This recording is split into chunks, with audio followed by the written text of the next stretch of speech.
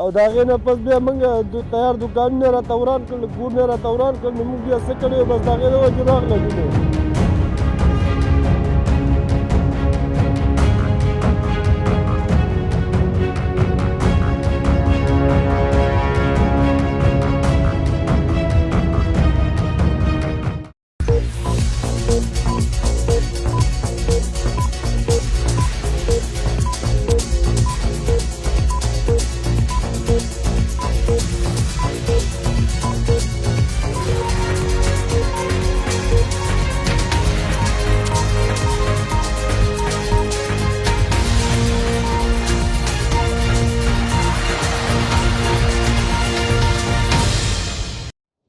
سلام و وقتتان بخیر. با مهمترین خبرهای امروز مهاجرت و تازه ترین تحولات مربوط به شهروندان افغانستان همراه شما هستیم.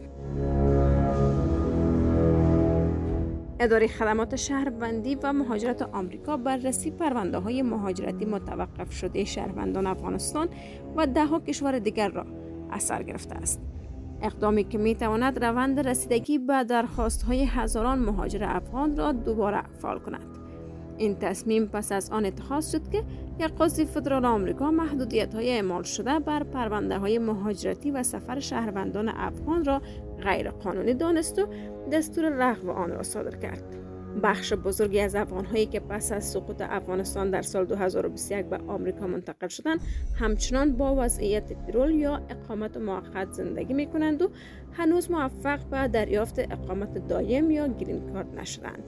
توقف بررسی پرونده ها در ماه‌های گذشته نگرانی گسترده‌ای را در میان این مهاجران ایجاد کرده بود. اکنون با از سرگیری روند بررسی پرونده ها، امیدها برای تسریع رسیدگی به درخواست های گرین کارت، ویزای ویژه مهاجرت یا SIV و دیگر پرونده های پناهندگی افغان ها افزایش یافته است.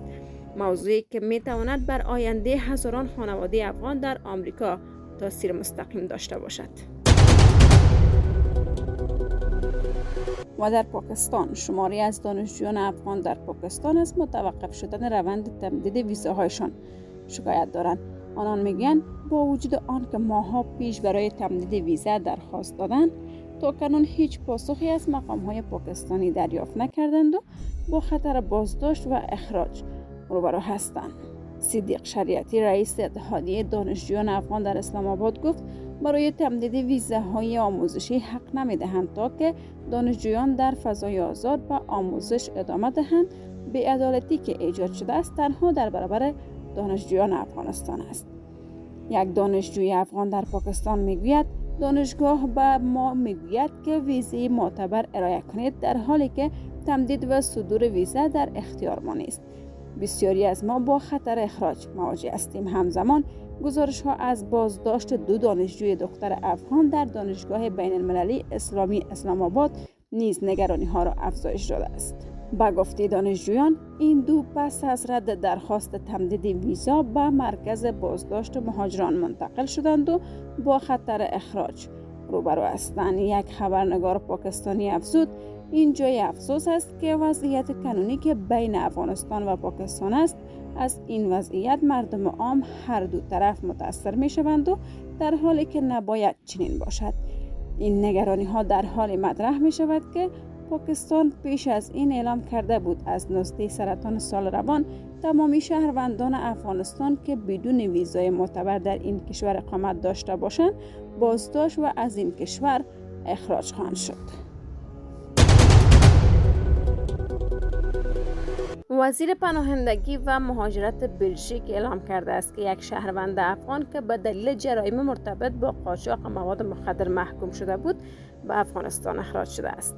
این نخستین اخراج یک شهروند افغان پس از گفتگوهای اخیر میان مقام‌های بلژیک، اتحادیه اروپا و نمایندگان امارات اسلامی به شمار می‌رود. وزیر مهاجرت بلژیک گفته است هدف این گفتگوها فراهم کردن زمینه شناسایی و صدور مدارک سفر برای مهاجران فاقد اقامت قانونی بوده و به معنای به رسمیت شناختن امارات اسلامی نیست. در همین حال این اقدام با انتقاد شدید سازمان‌های حقوق بشری روبرو شده است. معترضان هشدار دادند که بازگرداندن مهاجران افغان به کشوری که همچنان با بحران حقوق بشر روبرو است میتواند جان آنان را با خطر جدی مواجه کند. گزارشگر ویژه حقوق بشر سازمان ملل در امور افغانستان از کشورهای اروپایی خواسته است بازگرداندن اجباری پناهجویان افغان را متوقف کند. ریچارد بنت وضعیت افغانستان را خطرناک توصیف کرده و تاکید کرده است که اصل منع بازگرداندن اجباری پناهجویان یکی از تعهدات اساسی حقوق بین المللی است و نباید نقض شود. او هشدار داده است که خطر شکنجه، بازداشت و بدرفتاری در افغانستان همچنان پابرجاست و هیچ تضمینی از سوی امارات اسلامی نمیتواند امنیت افراد بازگشته را تامین کند. بنت همچنین از کمیسیون اروپا خواسته است دستورالعمل‌های روشنی برای جلوگیری از اخراج پناهجویان افغان صادر کند. وزارت داخله آلمان اعلام کرده است که هنوز حدود 60 شهروند افغانستان که در چارچوب برنامه پذیرش فدرال این کشور پذیرفته شدند در پاکستان منتظر تکمیل بررسی‌های امنیتی و دریافت اجازه سفر به آلمان هستند. با گفته این وزارت، انجام موفقیت آمیز بررسی‌های امنیتی شرط اصلی صدور مجوز ورود این افراد است که همزمان صدها شهروند افغانستان که پیشتر وعده انتقال به آلمان را دریافت کرده بودند برای دریافت ویزا به دادگاه‌های این کشور مراجعه کردند. تنها در دادگاه اداری برلین حدود 350 پرونده در حال بررسی است. دولت آلمان همچنین اعلام کرده که از شماری از افغان‌هایی که از پاکستان به افغانستان بازگردانده شده‌اند نیز حمایت می‌کند. با این حال دولت ائتلافی جدید تصمیم دارد برنامه‌های داوطلبانه پذیرش شهروندان افغانستان را متوقف کند، هرچند برخی متقاضیان از طریق دادگاه‌ها همچنان موفق به پیگیری حقوق خود شدند. منابع محلی از کشته شدن 6 مهاجر جوان افغان در 2 رویداد جداگانه هنگام تلاش برای عبور غیرقانونی از مرزهای ایران و ترکیه خبر دادند.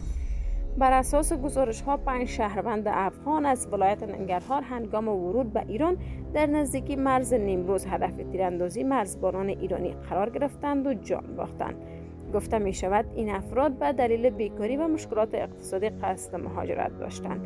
در رویداد دیگر نیز یک جوان 19 ساله اهل ولایت فاریاب بر اثر شکنجه مرزبانان ترکیه جان خود را از دست داده و 3 همراه او نیز زخمی شدند. این حوادث بار دیگر نگرانی‌ها درباره افزایش خطرهای مهاجرت غیرقانونی و برخوردهای خشونت آمیز با مهاجران افغان در مسیر مهاجرت را افزایش داده است.